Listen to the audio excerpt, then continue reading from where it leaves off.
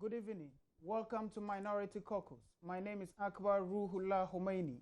Last week, the NPP running mate, Dr. Mahmoud Bawumia, delivered a lecture on the state of Ghana's economy.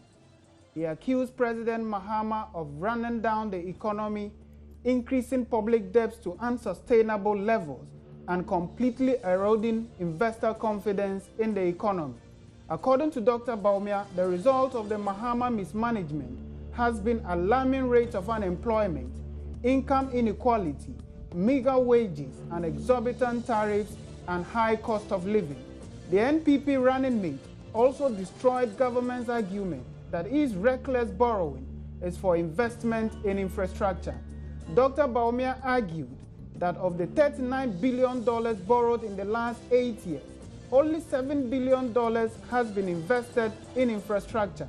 He accused President Mahama of being responsible for 66% of Ghana's debt. Dr. Bawumia revealed that interest payment on monies borrowed exceeds capital expenditure, a development he blamed on Mahama's incompetence. After examining all the data, the NPP running mates concluded that President Mills did better than President Mahama, and the NPP did better than both President Mills and President Mahama. He also gave a glimpse of what is to be expected of the NPP manifesto for the December elections. We'll go for a quick break and we'll be right back.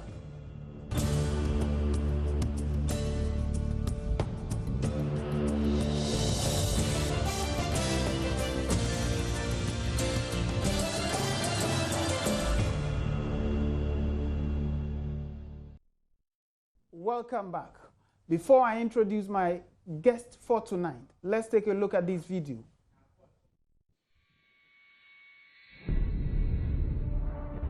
You can engage in all the propaganda you want, but if the fundamentals are weak, the exchange rate will expose you.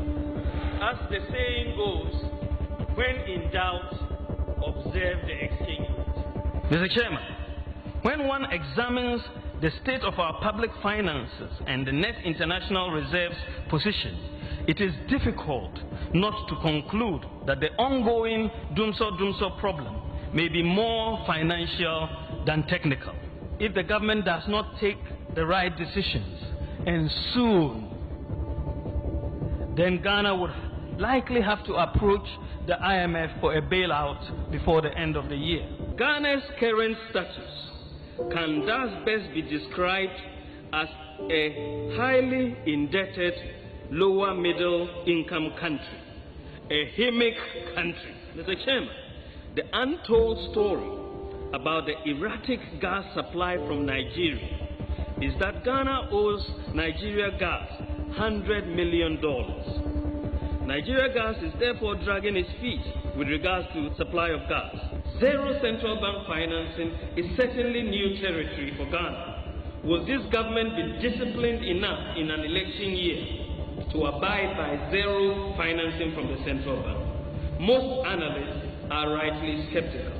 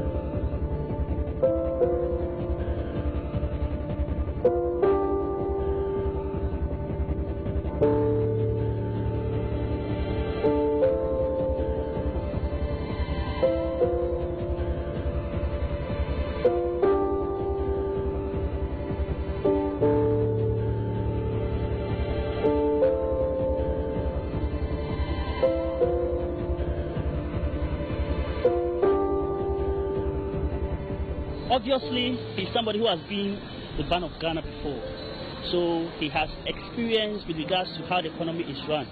Masa Ghana for your body pa. Babmia yes Ghana hama Zimbabwe for crab fan. Mam koye eko koye okoye economy eman. Oye good. Say why you tomorrow bank things. enti onim how a obetimi e control sa anyhow a ebe ye be ma sika ba oman mu yetimi ka se ma loan ni ade sese no ho a wo ko bank kura wunya sese obi enu a loan kura kokora ebe ma wo sese sika sam no de e wo fom kura. You cannot manage the economy with propaganda.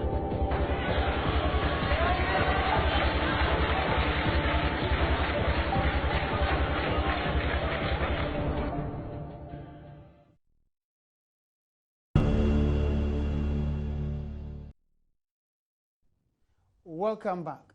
Tonight, I've been joined by a distinguished senior citizen of our country, a former finance minister under President Kufuor and current member of parliament of Old Trafford constituency in the Ashanti region, Dr. Anthony Akoto Osei. Welcome to the show, Doc. Thank you very much, Agba. Last week, the running mate to Nana Addo Dankwa Akufo-Addo in the December election delivered a major public lecture which he titled Ghana's Economy, a Foundation of Concrete or Straw. And he made a number of interesting revelations.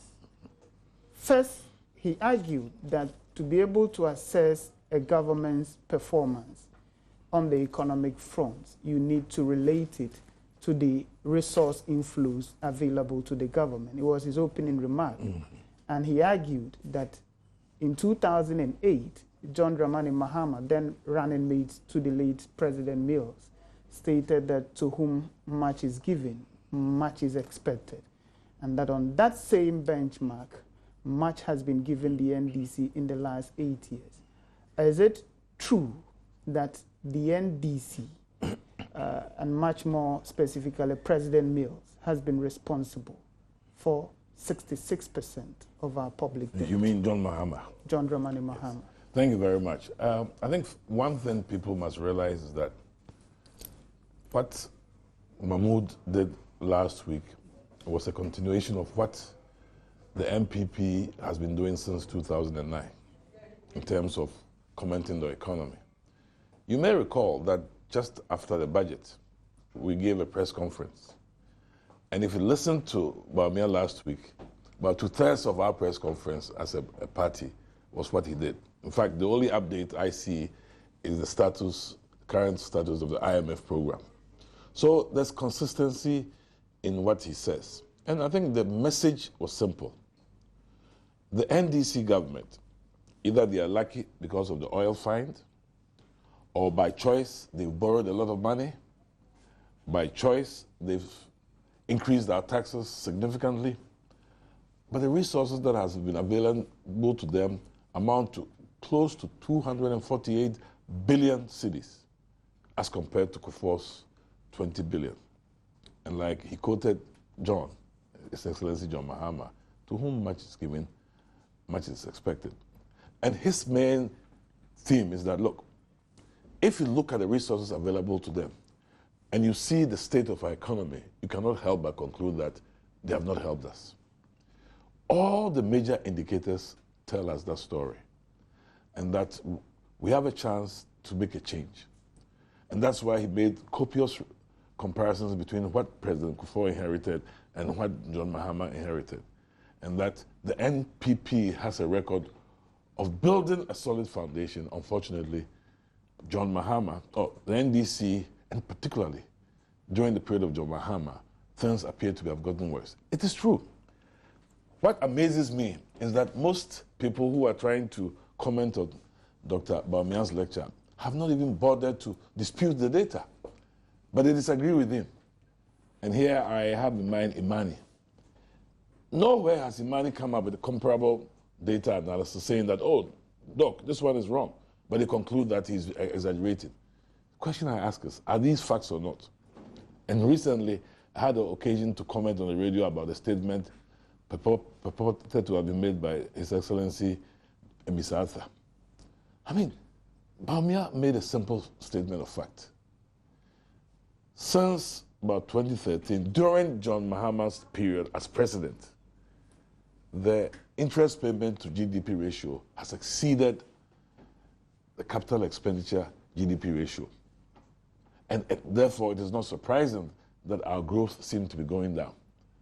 And the vice president went to a chairman, I don't know whether it was politics or what, said, oh, Bawumia doesn't know better, and any child will know that. And I was very surprised.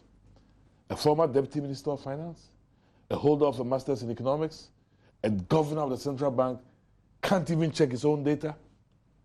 The facts are here. On my way here, by the way, I quickly looked at some data, and with your permission, 2013, that's John Mahama's period, isn't it? Yeah. Interest payment GDP data, 4.7%. Capital expenditure, 5.1%. It means that 2013, it was higher. Higher than the... But let's look at the next year. The payment GDP ratio is 6.25. Capital expenditure GDP, 5.38. 2015, projected, 7.09. Very significant. Capital expenditure, 5.15. The following year, this year, 2016, projected interest payment GDP, 6.29.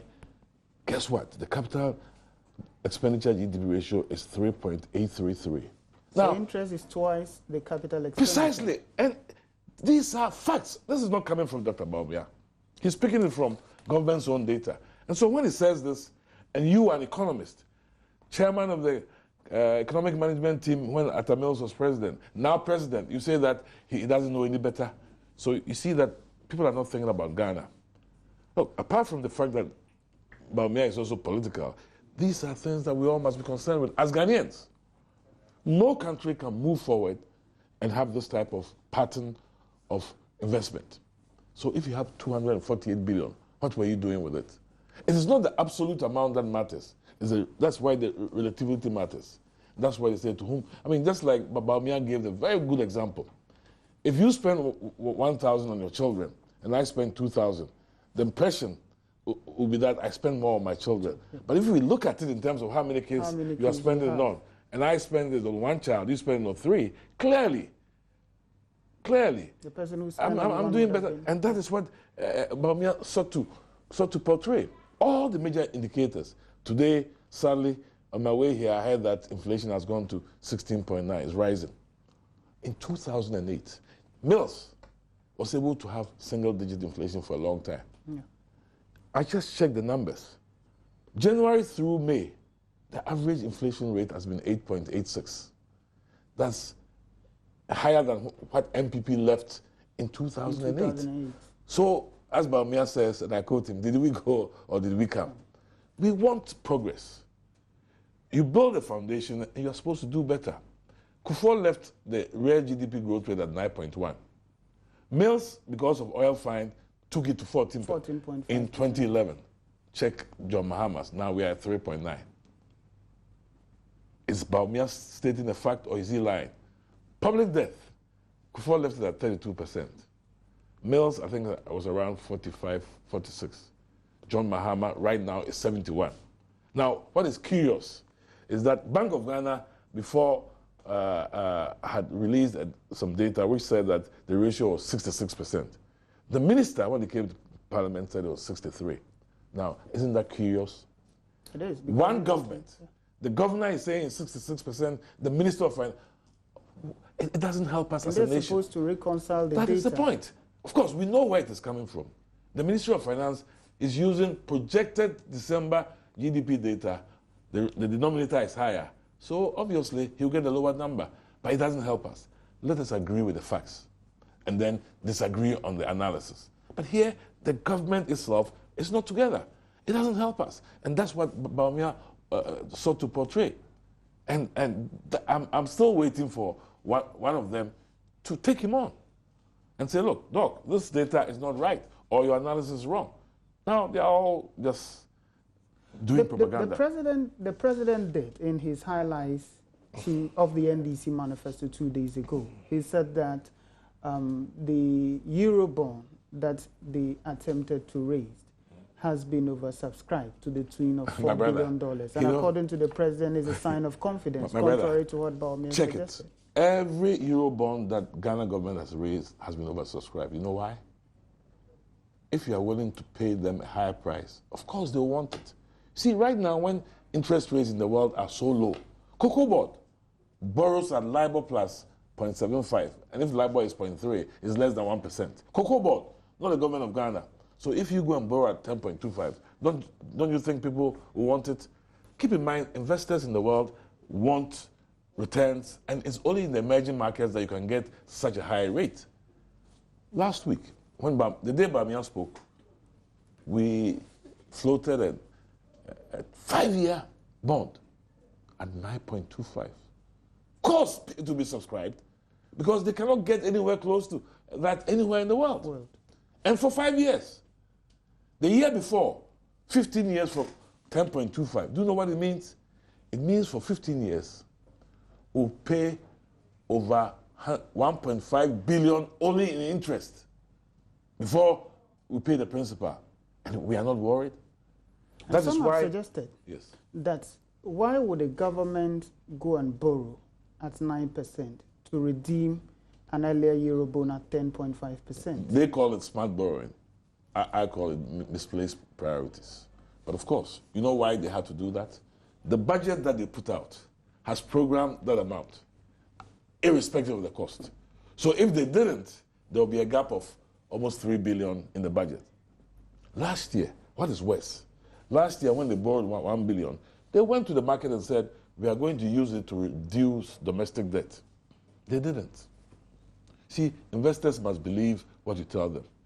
They use some for the budget, and the balance lay idle in the coffers of Bank of Ghana.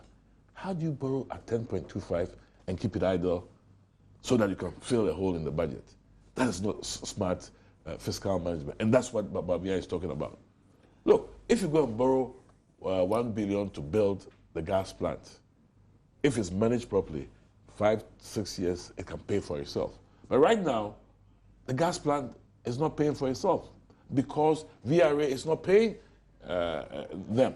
So government must still pay. That is not smart borrowing.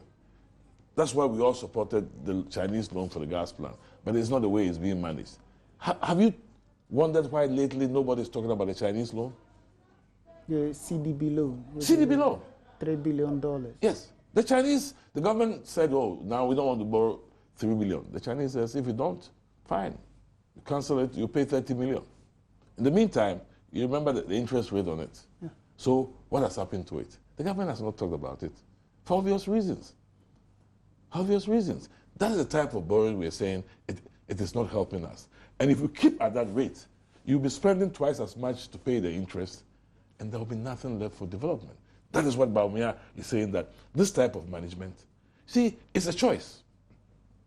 You can choose to go and borrow money to do SADA and mess it up, or you can choose to borrow money and do proper investment. So we are not against borrowing, but borrow and spend it properly. But it's not reflecting in the investment. Clearly, as simple economics, if you don't invest enough, your economy cannot grow. Mills gave you 14%, you have taken it down to 3.9%. Is Bamiyan wrong? Government's response has been that over the last 8 years or so, they have invested heavily in infrastructure. My brother, I just gave you the figures. And they would mention circle interchange. It is not the absolute amount that matters, because the economy is certainly bigger. 5.1 in 2013, 5.38 2014, so it went up. Now, next year, 5.15, and 2016, 3.83. Is that increasing or decreasing? And when you get a growth rate of 3.9, you are surprised. That is why, Bamiyan, to whom much is given. In fact, for the amount of money they've borrowed, they should be doing 4 times as much. Kufuor's time period, the average capital investment GDP ratio was around, I believe, about 9-point-something%. In 8 years of NDC, it's gone down to 4%. We should not be surprised that the growth rate of the economy is so low. And if it's low, that is why you will not get employment. They've taxed the hell out of us. Sorry for my language. But every type of taxes, including taxes on condoms and cat glasses, it doesn't make sense. And that's why I keep talking about the issue is ineffective management. And we cannot afford. Look, I think today, I read it somewhere, maybe in my journal or online, that now officially we have been declared hic highly indebted country. Of course, we are not poor, but we are called a HIMIC. We are middle income, lower middle income. But this is how we got into the HIPIC situation before. But government response has been that Dr. Bawumia and many of you are misleading people when you say that growth rate has been on a decline. And they say that if you strike the average, they have achieved a better result than the NPP. When you get oil one time and it takes you to 14%, if you look at Dr. Bawumia's data, it's clear. If we call that an outlier, you can't expect 14% again. Why is it down to 3.9? This was what happened in 2001. Don't you think that if I give you 9.1, at worst, maintain it there or go higher? But it was predictable that because of the oil, we'll grow that high. After that, what has happened? So this talking about if you strike an average, take out Nielsen's 14% because of the oil and find out what is happening. It should be an upward trend. Since John Mahama's period, it has been going down, and that is a fact. And they cannot deny it. So this average, including an outlier, it doesn't help you. You cannot deceive yourself. And you are deceiving Ghanaians because we all feel it. You've taxed me almost out of the roof. You know, financial services taxes, you name it, oil taxes, utility taxes. Business cannot function in an environment of high taxation. That's why in the way forward, Dr. Bawumia is proposing that we will review some taxes and abolish some. We'll make it business friendly. It's only when they produce that they'll pay taxes. Look, in the last 2 years, ask the question, how many people have been fired from the mining sector? Then they'll say, oh, commodity prices. If you check their own numbers, 2015, 2016, the same commodity prices are as high, especially gold and cocoa, as they were under President Kufuor. Yes. No, they were higher. The average is much higher during the NDC period than under President Kufuor. But those you cannot control. So effective management will help you plan for it. Unfortunately, when we strike the oil, they've raised our expectations. They've at least gotten $3.5 billion from oil. Where is it? Rebranding of buses. How do you expect to grow? And they've spent millions of dollars in capacity building. In, I think 2011 or 2012, I've forgotten which year. 110 million cities. Whose capacity did you build? Whose capacity? No, it's unexplained. In fact, this year, one of the strangest things that has happened, if you read the supplementary budget, is a line called discrepancy of 1.7 billion cedis. You know, if I were in the Ministry of Finance and a staff member produced data that showed a discrepancy, which means you can't explain, of 1.7 billion, and you accept it, you should be fired. I mean, can you imagine working for Joy FM? No, they said it's a discrepancy. They can't explain. But we all know that they can explain. Why? If you don't pay contractors and they don't pay the banks, that's where it is showing up. See, in the IMF program, there's an agreement not to accumulate arrears. So they don't want that to show. But 1.7 billion over $600 million, you can't explain? Do you know any company in the world that says, I can't find $600 million? So discrepancy should be almost zero. And this is the first time I've seen that kind of number. And I'm surprised that they published it. I mean, people mock at us. 1.7 billion cedis. And the president is not concerned. He doesn't know it. He's commissioned for it to be published. He has not asked the question. They are not asking. Sometimes Bawumia says maybe they are not reading or they don't care. I don't know which one it is. You can't find 1.7 billion? That is very sad. As a Ghanaian, it's painful. It's painful, and we should not you and I should not have to endure such display of either callousness for the Ghanaian or complete disregard for our lives. That is how I feel about it. In 2015, we made, I'm bringing in this issue because of this revelation. In 2015, we made some 250,000 Ghana cedi allocation to SADA to deal with poverty in the 3 regions. 2016, we can find $600 million. And the president is not concerned The government is not concerned. And as the leader of the government, either he's not aware of it, but he cannot be aware of it. You know why? The budget is read on his behalf. So if he's not aware, then he's not treating Ghanaians well. When I saw it, I was shocked. I was shocked. I said, geez, that kind of statement should not be allowed to be published. And that's what, if I were in the Ministry of Finance, the staff member that brought it to me, I would say, go back and identify the... And explain. Yes, $600 million. And you can't pay salaries. You can't pay arrears. Where did it go?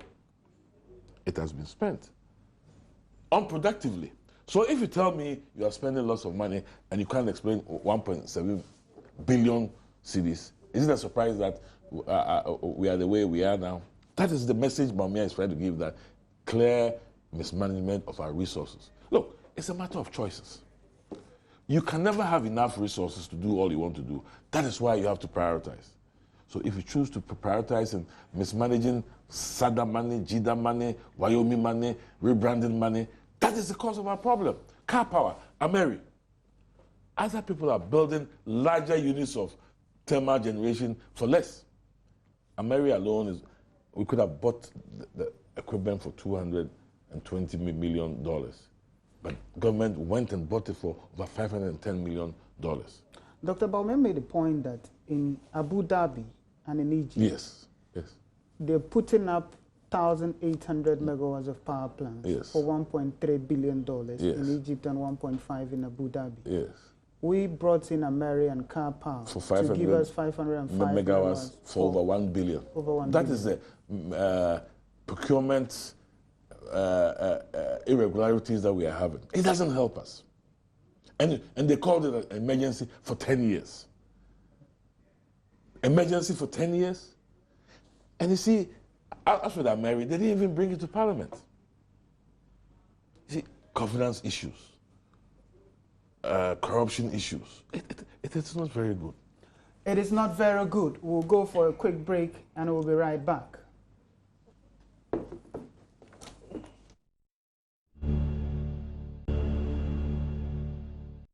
Tonight we're discussing Dr. Bawumia's lecture on Ghana's economy. And I'm here with Dr. Anthony Akoto Osei, former finance minister under President Kufuor and member of parliament for Old Trafford constituency in the Ashanti region. Doc, Dr. Bawumia also made a very interesting revelation. We have been under an IMF program. He said that the IMF third review has not been concluded because data provided by government has not been reconciled. What is the current state of the IMF program? I want to repeat what I've said here a couple of times. The IMF and government, they deserve each other. Why do I say that? In our constitution, as per Article 1813, any loan that the government procures must be approved by Parliament. The IMF loan was for $980 million for 3 years.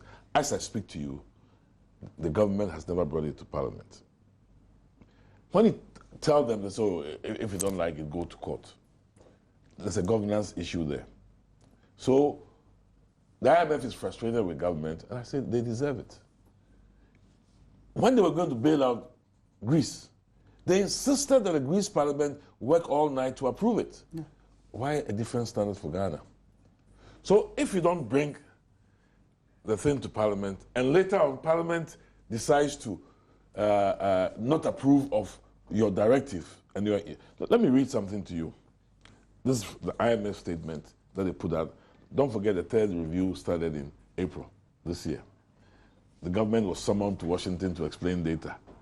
They came August 29 to September 2, and this is what they said after they left.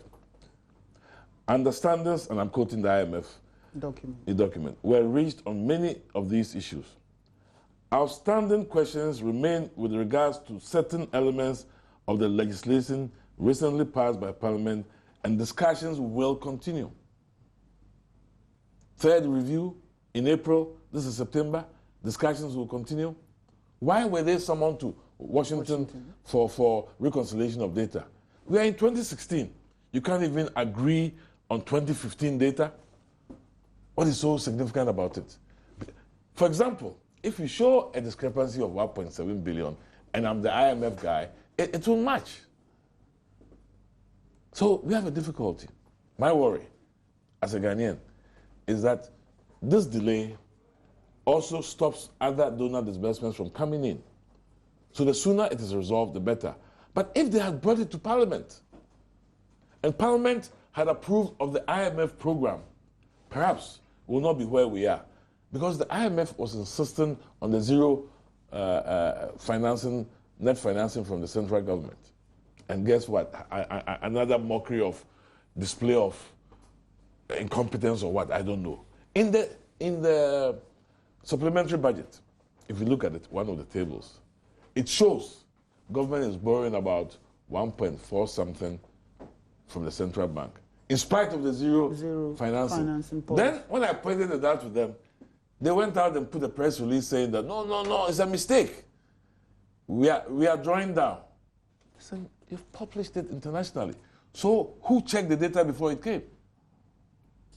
I mean, is it incompetence or is it deliberate? That document is read world over. It's put on your website, including the 1.7 billion discrepancy.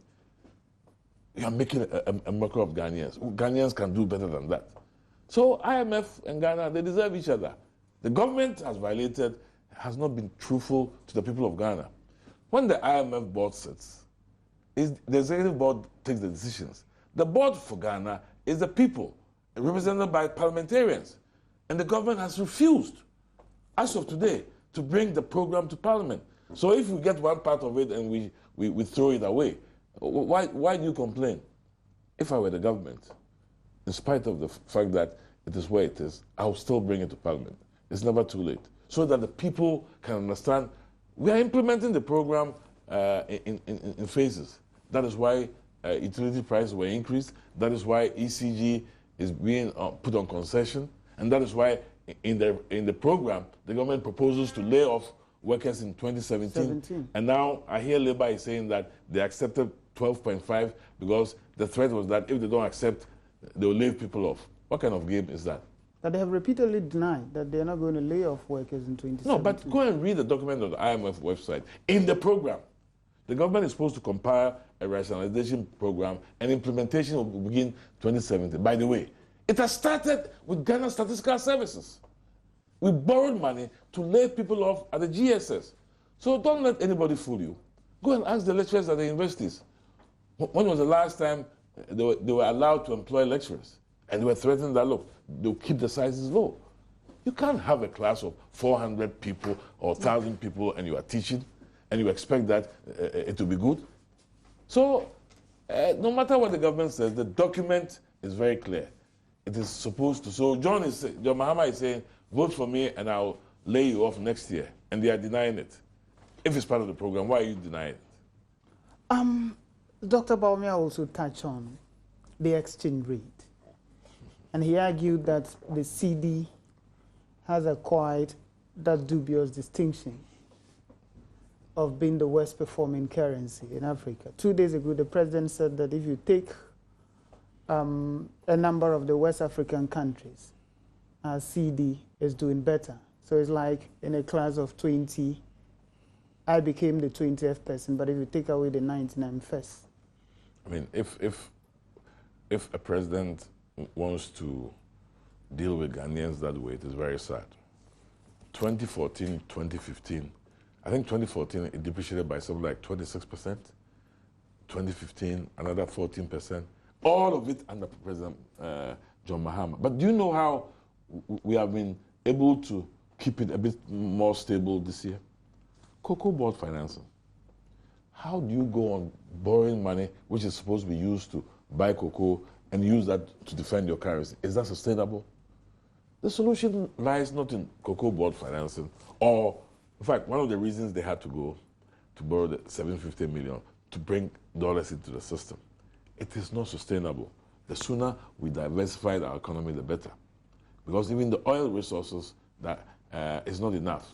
Cocoa and gold continue to bring us more oil, more foreign exchange than the oil. And we should not get Ghanaians to depend on the oil. the oil will not be with us forever. We should be thinking about using the oil revenue to build up sustainable exports. Cashew, for example. Why aren't we doing it? And by the way, even gold, the last 3 or 4 years, production has been coming down. This year we expected 850. I don't think we'll get 750. See, the 1 million that was achieved because of work done earlier is no longer there. And they claim credit for it. Oh, I mean, for Ghana, it's fine, but continue it. Don't take us back. Why are we are next to Ivory Coast. All these external shocks you are talking about, are you saying that they jumped Ivory Coast and came to Ghana and it didn't affect Ivory Coast? They experienced the same shocks, but at least after the war, they are on a path that is going upwards, and you can see success up front. That's where we want to be going. You don't want to compare your... Look, Baumia mentioned it. ECOWAS convergence criteria. Ghana, 0 out of 6. I mean, as a Ghanaian, I cannot be happy. You mean Sierra Leone, Liberia, who've gone through civil strife, are doing better than us? Gambia, and we think that we have intellectuals in Ghana, and we get 0 out of 6. On all the... On 0 out of 6. I mean, as a Ghanaian, should you be happy? If I go to a conference and I meet my colleagues, and they tell you got 0. When you have the likes of Dr. Kutu in Ghana, Dr. Baumia. They have the likes of Misata, who was a former Setekpe. They should take us forward, not backwards. I want to see that we are competing. I mean, they say we are the second largest economy in Ghana. Sooner than later, Ivory Coast will surpass us. They are growing at 7-8%. Inflation there is less than 2%. Is it a surprise that companies may be moving there? The cost of doing... I mean, if you're a business person and you go to the bank, if you're lucky and they give you, you'll be paying 30+%. What business can you do to earn even a nominal return of 30% to pay back the loan? Then they say, oh, we'll borrow more. As they say, muka krani more. I mean, he's not treating us with respect. It is not helpful to keep borrowing and we don't see the benefits of it. But the president says that they have been laying the foundation and 2017 would be the year of takeoff. Check the president. Even though the IMF says that they borrow to consume. The IMF managing director said that, not Baumia. Baumia quoted it. 2012, you were laying foundation. 2016, you are laying foundation. If you have a mason who keeps laying foundation, don't you think it will be very expensive to you? The foundation you met from President Kufuor, let's grant Mills. He was able to maintain a bit of it. Not all of it, a bit of it. That is why they were able to keep inflation, I think, about 20 or plus months, maybe more. But since President Mahama came in, it's a different story. And they say you are laying the foundation. Where? You can't find 1.7 billion. You can't explain 1.7 billion cedis. And you say you are laying a foundation. Inflation is, as I said, January to May is averaging 18.6. Under MPP in 2008, it was 18. When MPP came, it was 42. Yeah. And you are laying the foundation. At least Mills laid the foundation to the single digit. You have doubled it. Where's the foundation? GDP growth down to 3.9. Which foundation are you laying? Where? Capital expenditure GDP ratio, you have gone from 5 to about 3.8. So tell me, they should tell me where they're laying the foundation. Graduate employment, youth unemployment, they say it's at 48%, it's dangerous. It's a security problem. And many believe it's conservative. Yes. It's much more than that. I think so. And it is not, as a Ghanaian, you cannot be happy of this state of affairs. We can do better. We can do better because there are people in Ghana, particularly in MPP, who have done it before, and I think they can do it again. One of them is Dr. Benya. We worked together for 8 years. I was the Minister of Finance, he was in the Bank of Ghana. It is, you see, you don't play games with the economy. Propaganda will not, as he says, in economics we say something will give you away. It's some price. Very often it's the exchange rate. It could be inflation. It could be interest rates. But something will show up that you are not doing well. Look, as Bamian noted, if we joke, the next problem is that we have a collapse in the banking sector. Because You government... said about 8 banks. At least. A couple of days ago, I was reading about 30-something rural banks. More. I mean, the universal banks is what he talked about, 8. Look at DKM. People have died. People have taken their lives. And we say that we have laid the foundation. You see, we should be very serious. Because we are talking about human beings who are suffering. I mean, I looked at the new school fees that they put out. Burdened, I think, 1,022. And somewhere the government is saying they're paying some 54 cedis. You're asking parents to put out 1,000 and you said, oh, I'm helping you, 54 cedis. 54 cedis? Yes, check the table. Well, Section A. It's free for day students. Progressively free. Day students is 560, the first term. Out of the 1,000? No, boarding is 1,002. Day is 560, but there's a component of about 12 items which amounts to about 54 cedis that the government is picking up.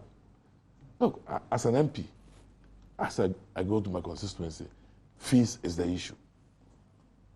So these people are paying, now they say even utility bills are higher than rent. I can confirm. I, not too long ago, used to pay 100 cedis a week for my utilities. Do you know how much I'm paying now? 400 every week. And I don't have a factory in my house. That's about 1,600 yes. a month. And for my colleagues, I know somebody who pays 2,000 a week. Wow. How long can we keep it up? Where are they going to find money? And this is only residences. Now talk about business. Business. So if you are doing a business, your choice is to lay off people. And we know businesses have collapsed. That is why you have to lessen the burden with lower taxes, such that they can produce. If they don't produce, you cannot earn income. And you bring new science taxes. Financial, have you ever transferred money lately? You'll be shocked. 17.5%. So even people like us, we think that, oh, instead of going to the bank, maybe I should find somebody else. Look, it is not good. We're running out of Yes. time. But he also gave a glimpse of what is to be expected Yes. of the NPP manifesto. Yes, He yes. says that we're going to establish a fiscal council, financial stability council. I think he's, what he said specifically was that if you look at our laws and you go to the Bank of Ghana, there is a body called the Monetary Policy Committee, which is part of the law that manages monetary policy. In Ghana, we have the Ministry of Finance. We don't have a committee per se that's managing the fiscal. And not too long ago, there was an idea that you get an independent group of fiscal people who can handle the fiscal to, as it were, check the government. I think it's, and then he talked about the Fiscal Responsibility Act. We've recently passed the Public Financial Management Act, but it does not bite enough. So we want to complement it to create the loopholes. As for the financial stuff, I mean, I think the UK has it. It's not the Central Bank of UK that look. See, financial goes beyond universal banks or rural banks. You have the insurance industry, big money's in there. Now the pension funds. So finance is bigger than central bank. We need to monitor it. Telecos are now involved too. Yes. So I think it's a good idea that once you legislate it, we have a lot of laws in Ghana. The difference is how well you implement it. And I think he's suggesting that we have an experience in implementing it, and we will do that again. As for the taxes, some of them, it's a party position. Some will abolish, some will revise downwards, and make it business friendly, so they will feel the need. And So we're going to move from taxation to production. yes, if you lower the taxes, people have an incentive. The lower the cost of business, the more confidence people have to produce. It's when they produce afterwards that then when you tax them, it is okay. But if you tax them high enough, they can't even produce. If they can't produce, and that is why in the first half of the year, we fell short by almost 700 million cedis. It is not rocket science. You can't tax us your way out of your irresponsibility. You have to prioritize. You will never have enough resources, so you need to pick and choose what you are going to do get productivity out of it. I mean, you can't even give school chalk. Then you're talking about 1 tablet per people. I mean, please, don't insult our intelligence. A laptop per a student has failed. For which village? With what electricity? They keep saying that electricity access is 85%. It is false. We are close to about 65. And in sub-Saharan Africa, South Africa, Cape Verde, Mauritius are doing better. But see, the thing is propaganda.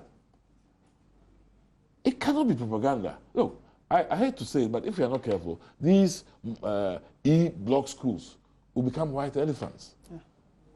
I'm worried. I'm worried. Yes, have more schools for more access, but have you thought through it going forward, what is going to happen?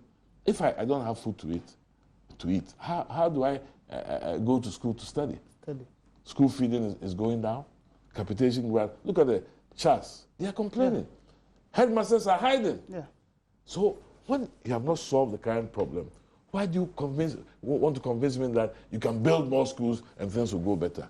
Let's not fool anybody. It is not working. And it's our children who suffer. We don't matter anymore. But we should leave a legacy that will make our children and grandchildren proud. And that is what Bawumia is talking about. We should leave a legacy that would make our children and grandchildren proud. Viewers, you have heard it all. The most important point is that most analysts hail the NPP master plan to put our economy back on the path of growth.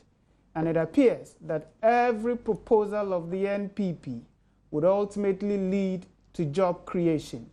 The NPP had indicated that it will legislate that 70% of taxpayer finance contracts are executed by Ghanaians. This would lead to job opportunities for the people of Ghana.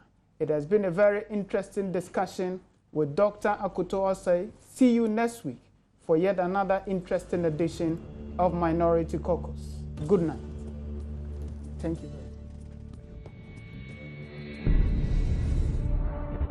You can engage in all the propaganda you want, but if the fundamentals are weak, the exchange rate will expose you. As the saying goes, when in doubt, observe the exchange rate. Mr. Chairman, when one examines the state of our public finances and the net international reserves position, it is difficult not to conclude that the ongoing Dumso problem may be more financial than technical.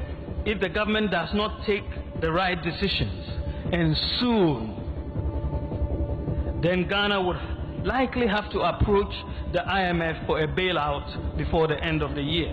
Ghana's current status can thus best be described as a highly indebted, lower middle income country, a HIMIC country. Mr. Chairman, the untold story about the erratic gas supply from Nigeria is that Ghana owes Nigeria gas $100 million. Nigeria gas is therefore dragging its feet with regards to supply of gas. Zero central bank financing is certainly new territory for Ghana. Will this government be disciplined enough in an election year to abide by zero financing from the central bank? Most analysts are rightly skeptical.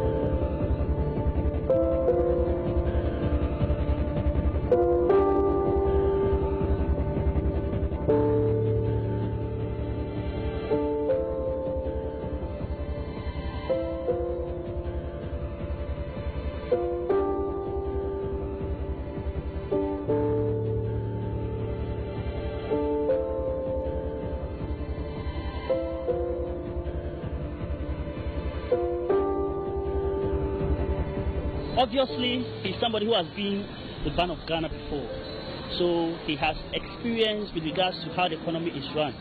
Masa Ghana for Empadepa. Babmia yesi Ghana hama Zimbabwe for Crabefano. Mam Koyen, Eco Koye, or Koye economy, Eman. Oye good, say why tomorrow bank things. And see on him how obey me a control anyhow I be a mass chaba on my yes make us a amount loan near the say no ha o bank crowunya say be a no alone crack or cry be mount. It says a You cannot manage the economy with propaganda.